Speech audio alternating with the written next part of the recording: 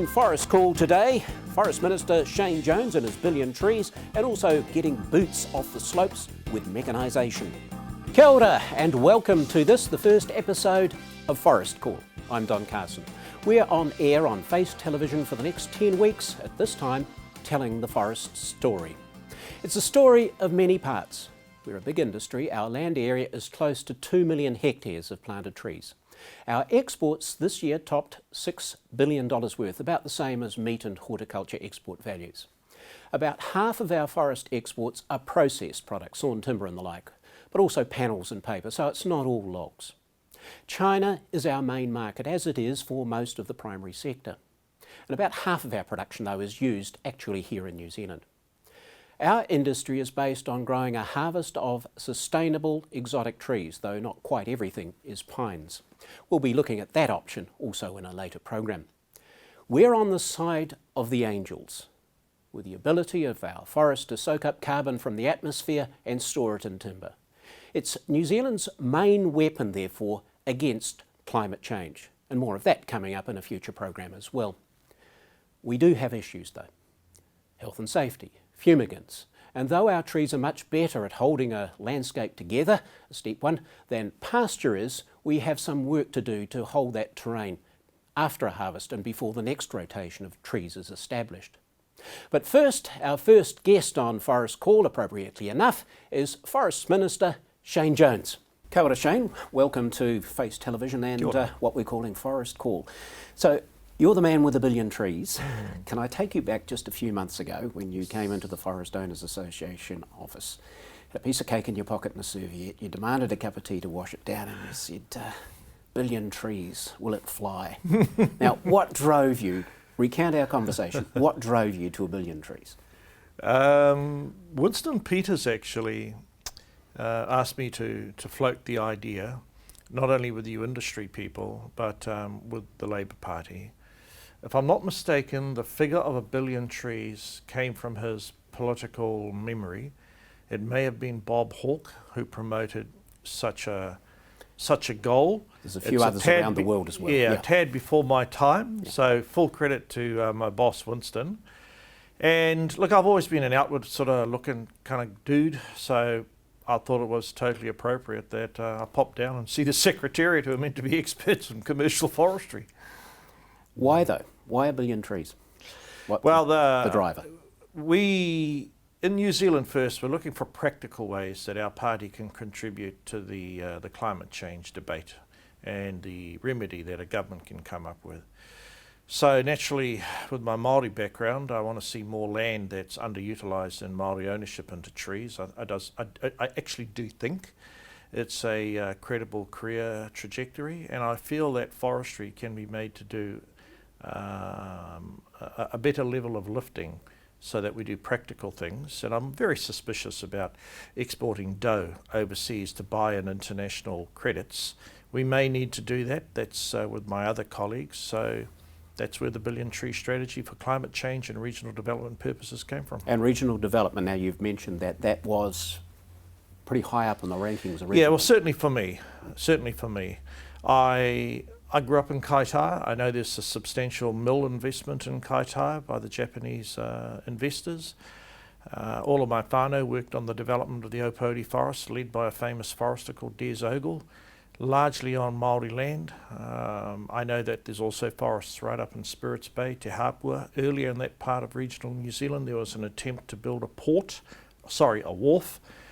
As the Regional Development Minister, I don't just see forestry isolated from infrastructure. That's why I've encouraged the East Coast and elements in the North, if there is a case for us to put wharf facilities in as attendant infrastructure to trees, this is your time. Okay, so let's at the outset lay something of a myth to rest, in that it was always an assumption that the forest owners, the large operators, would continue to plant about 50,000 hectares. If we turn the number of trees into area, half the 100,000 hectares would be dealt with by those who are already harvesting day in, year out. And the rest is going to be in addition. I have to be credible. You just can't pretend that you're going to arrive at a figure like 1 billion trees without acknowledging the efforts of the owners of the exotic plantations at the moment. I just don't think it's credible for me as a politician to pretend that they're not a part of the equation. They told me, give us a better regime of overseas investment, less constipated, give us a better regime of ETS, and let us, the owners, make our decisions, and we'll surprise you how we can contribute. And their advice to me was focus on those who want to do natives, on smaller land block owners, and my own people, the Māori people. Well, let's go back to the Indigenous exotic mix in a moment, but the other factor is you've got a bit of stick because they're not all planted. This year's quota is not planted already. So explain that one, why it's simply not possible. Well, look, we've been a government for not even a year, and the nurseries haven't geared up. The nurseries were geared up, I think, in the last 10 or 12 years. A lot of them lost a lot of dough because the stock that they developed a year or two earlier was not able to be purchased by the market. So I have to give the right signals to the nurseries. It takes time to overcome the barriers in relation to landowners wanting to convert from their current uses to trees. And landowners want the confidence that there's some robustness behind my rhetoric. So we can't all do it in 9 to 10 months. But I'm absolutely confident that we will get to our figure nigh on 100 million trees, certainly in 21-22. Okay, we're also looking at the mix of exotics and Indigenous. Yeah. At the moment, we haven't got a fixed ratio aim in there. Yeah. It's a different regime, though, for Indigenous. You Correct. generally haven't got a Correct. market. You're generally planting for conservation purposes. Yeah. You can include manuka in the definition. Yeah. When are we going to get some idea of what that mix is going to be and who's going to look after this Indigenous planting and what regime there is about that? I mean, you've put some money into nursery for production of it, but where's it going? How's it going to be managed? Yeah, that's a very good question. I'm finding that a lot of the young people, garden variety Kiwis, I don't know if I'm surprised. I'm not disappointed, but I'm finding more and more of them are only interested in talking to me about native revegetation. As an industry man, I see a place for natives, but if we want not a quick fix, but if we want a rapid improvement in the ability of the forest to act as a lung, then we've got to plant fast-growing trees. We haven't settled upon an exact mix, but the portion dealing with natives, it will continue to attract grant schemes and grant assistance. But I'm most certainly not going to write exotics out of any mix, but I have to accept there's a chorus coming from the younger people who will live longer than I will and probably see the native trees in a bigger form. Natives, I think, also have a place to occupy in a new ETS scheme. And as you know, we're about to consult on all of that, and it's incredibly complicated, the ETS scheme. So I'm on about simplifying it. I'm on about ensuring there's a place for permanent carbon forests and that natives can assume a greater, I guess, place of importance in an ETS scheme, but all those things have to be worked through with the forest experts and the community at large. And the tripping point, though, on Indigenous regenerating podocarp forests, and we have those figures, that they sequester carbon much more slowly than do pine trees. 200 years down the track, yes, either we've fried or we've sorted it, but for the quick fix in relative tree terms, 2050, the heavy lifting is surely going to have to come from the pine trees, which have been bred to grow fast. Yeah. So I'm not surprised when people call me an exotic politician, because as your forest minister, I'm certainly rooting for more exotic trees in the short term, and I realise the 2050 target and the broader long-term expectations, a great deal of it will be picked up by natives, so there will be native planting, but I don't want anyone thinking that somehow I'm losing the plot and losing my current level of enthusiasm to expand the exotic sector. We've got what is called that wall of wood. For some parts, such as Northland, it's already peaked. You've got a problem where the supply of wood is diminishing. On the East Coast, you've got the opposite. It continues to rise, putting pressure on infrastructure. How can you reconcile those complications, those regional issues, to maintain production in a forest industry who, in the next 5 years, will start to decline in its volume? Well, if we take the Tairāwhiti, the East Coast, whichever way I dice it, we've got to find the dough to fix up their roads. Everyone on the East Coast, whether you're a forester, a farmer, a fisherman, or a local government leader, say, look, the guts of our development strategy is fixing up our roads. I think there's a case for doing sharper things with the Port of Gisborne, and if a proposal stacks up in Hicks Bay, then I'll certainly advocate for a wharf facility in Hicks Bay. Now, if the government was of a view to put risk capital into processing for forestry purposes, then I see a great deal of merit trying to do that in the Gisborne area, because you are proximate to a rising wall of wood. Up home, I have been importuned, lobbied, to see if we can sort of subsidise the movement of logs into the north, because there's a fear by the owners of the tertiary the processing sector up there that there's not enough logs. We haven't made a call on that, but KiwiRail obviously would play a big role if we were to start moving substantial amounts of logs or coastal shipping. But it's fair to say a number of the investors in the processing sector, they'd like to see robustness continue. Given that we're not going to put a tax on the exportation of logs, then material's going to have to come from other parts of New Zealand.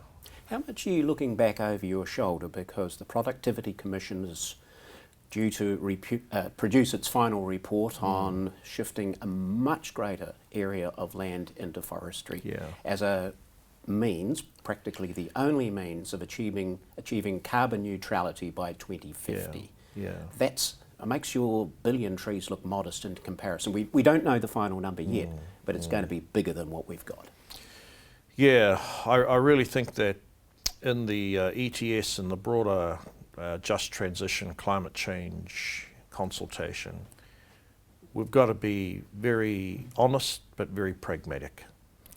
Look, I do have some sympathy for the Mayor of Wairoa. I want to see more trees up there. He wants to see a resilient and sustainable community. I come from a farm, so I hear the calls of doubt as to whether or not we're doing the right thing by plastering the landscape with so many trees. But I say this to you. Look at the landscape that's disappearing into the rivers, the creeks, the estuaries and the rivers. Come with me to the estuaries of North Auckland, and then you'll see why I think a lot of that land needs to go back into trees, and why whatever I do, I'm not actually driving people off the land, but I'm challenging us to say a lot of that land should never have been denuded of forestry in the first place.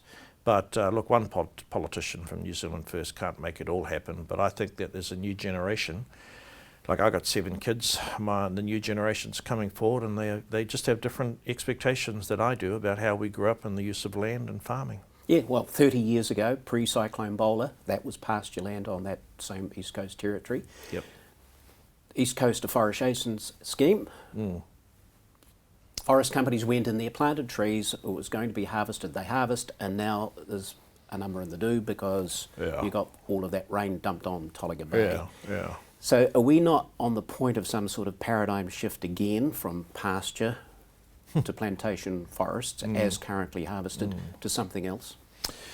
Yeah, a lot of the Ngāti Porou people have said to me they don't want to see the land necessarily go back to erosion-prone pasture, but they have had a guts full of the negative impact of wholesale harvesting of exotics, which leads to a situation where the landscape's a bit like a moonscape.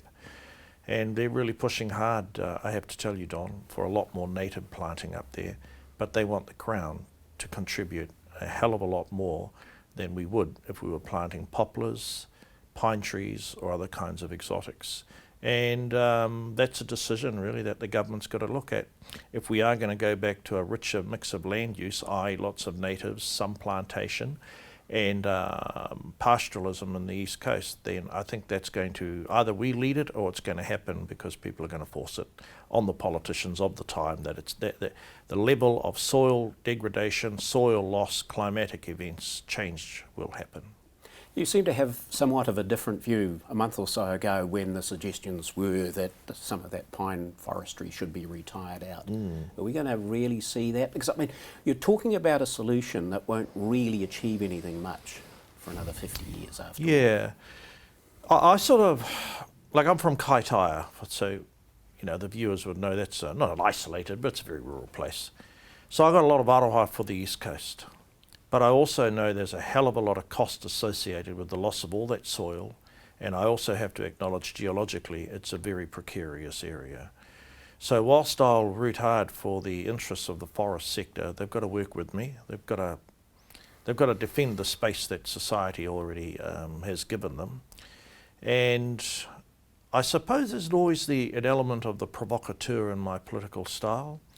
And you know, the provocateur in any ecosystem raises the issue, highlights the issue, but must never feel that they're so clever that they sound arrogant and they don't look to the Peter Weirs and the Peter Clarks. I had a row with Peter Clark, that's right. It wasn't really a row, I just said, you're no longer the chairman, go back and hide your light under some sort of a vegetative bushel.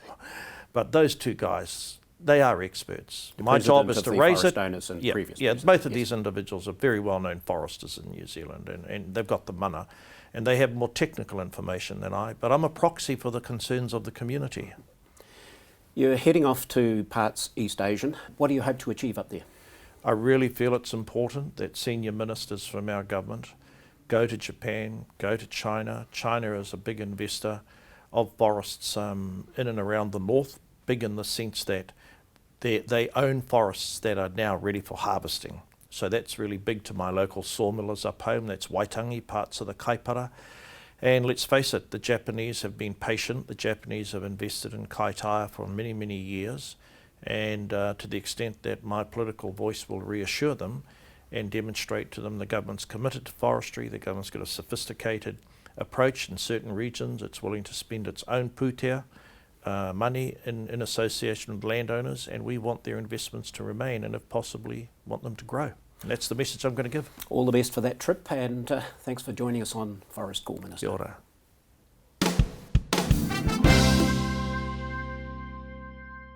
Our planted forest industry, challenging to be our second primary export earner. Wood's environmentally good in plant and product for building and landscapes. We're great in technology and science, selecting stronger, straighter trees, safer ways to harvest them, cleaner and earthquake-resistant ways to build. Forests, regionally vital for economic development, creating all sorts of jobs. A prime future investment for our nation. Love our forests.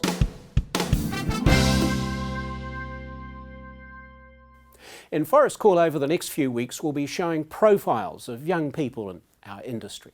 Students doing forest courses or not long in forest industry jobs after graduating. They're a mix, different backgrounds and qualifications, but all with a strong passion for forestry. Let's start with someone who started out from Canterbury University School of Forestry, just along the road from our Auckland studio in her first job.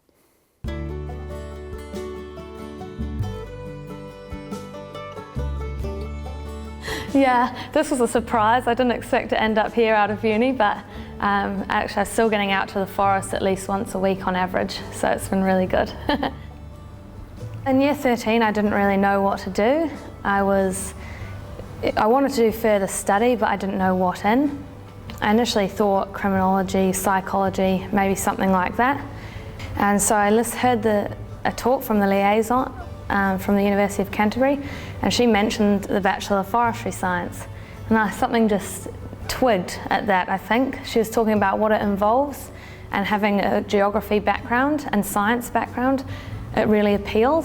A lot of the thinkings that you learn in geography about problem solving, justifying decisions, and that sort of thing heavily applies. And there's so much more to forestry, and also the people side of things as well. It's very people-based. Every single job you do in forestry involves interacting with someone.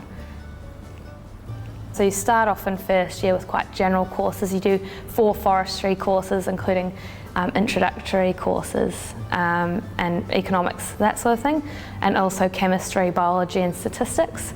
And when you get into second year, it's pretty much all specific forestry based, but it ranges from the end goal, harvesting and economics, to the start, which is soils, silviculture, which is the growing of the trees and the tending of the trees, to insects, the biology of the forest, the ecology of the forest. So it's very broad. almost my whole class had jobs before we even finished uni, before we had exams, so that was really good. Personally, the application started opening about April, and they all come through the School of Forestry. So basically you're just looking for emails, because there's a really good connection between industry and the School of Forestry. So all of the industry will just send their open job openings into the school, and the school will forward them on to us. When I say I live in Auckland and I'm doing forestry, they say, oh, but there's not many forests in Auckland. Actually, Wood Hill's only half an hour away, so I've actually spent quite a bit of time putting in trials out there. And there's Riverhead as well, Maramarua down south about an hour. So it's surprising how many forests are within an hour of Auckland.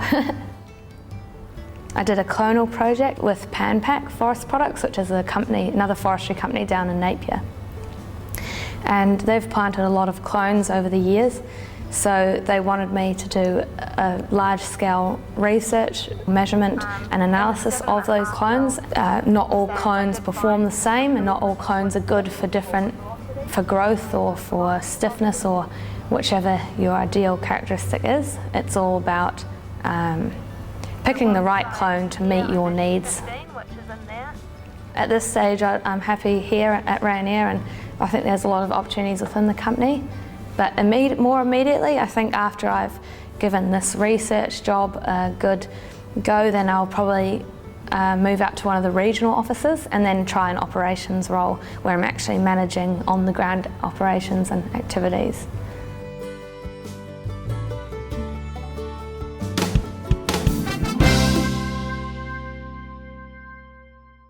The Steepland Harvesting Project was driven by the simple imperative: we needed to make harvesting our forests much more safe. So with the technology, imagination, funding and the need to achieve, the Steepland Harvesting Project was born.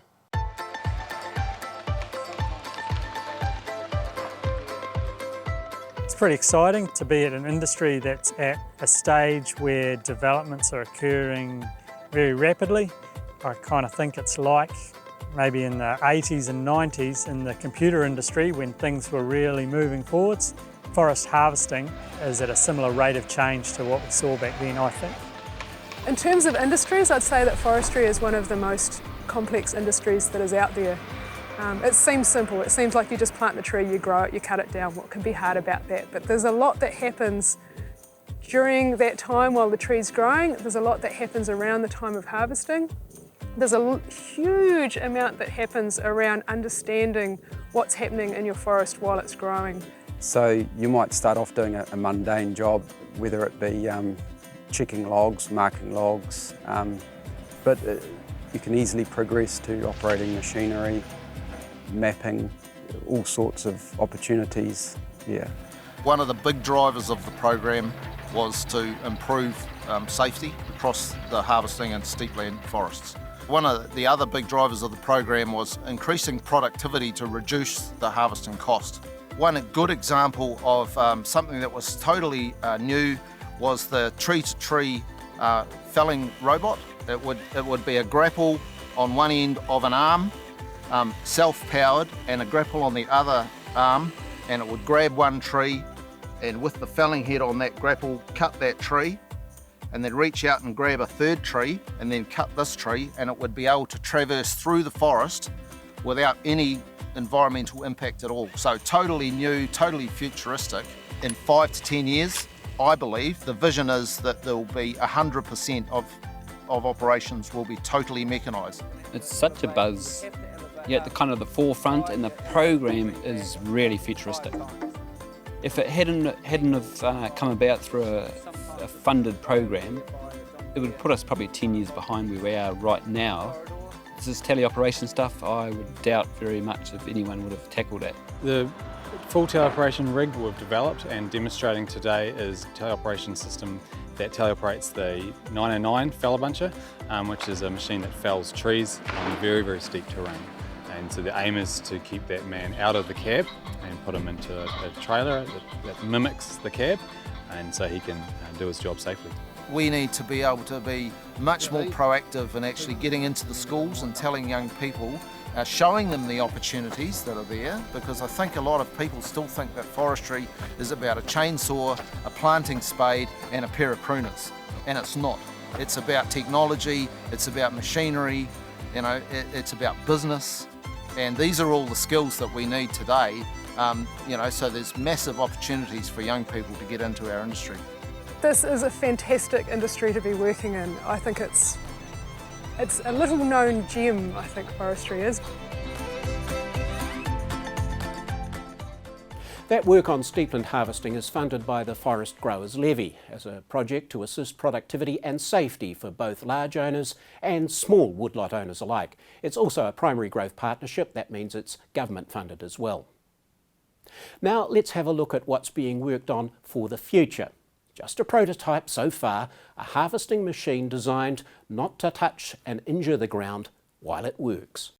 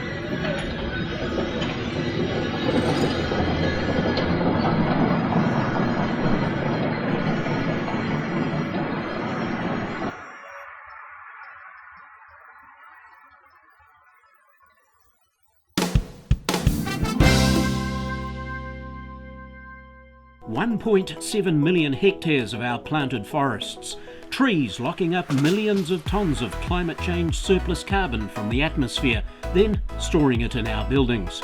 Standing forests binding the landscape, cleaning waterways and absorbing floodwaters. A sheltering habitat for our endangered birds. Forests as places to ride your bike, go for a run, treescapes for a fun time, sweat or relaxation among the trees. Love our forests. That's all for this episode of Forest Call. Hope to catch you next week. In the meantime, let's see what's coming up. Ka kite. Next week on Forest Call, our endangered birds that inhabit the diverse biology of our plantation forests and what we're doing to protect them.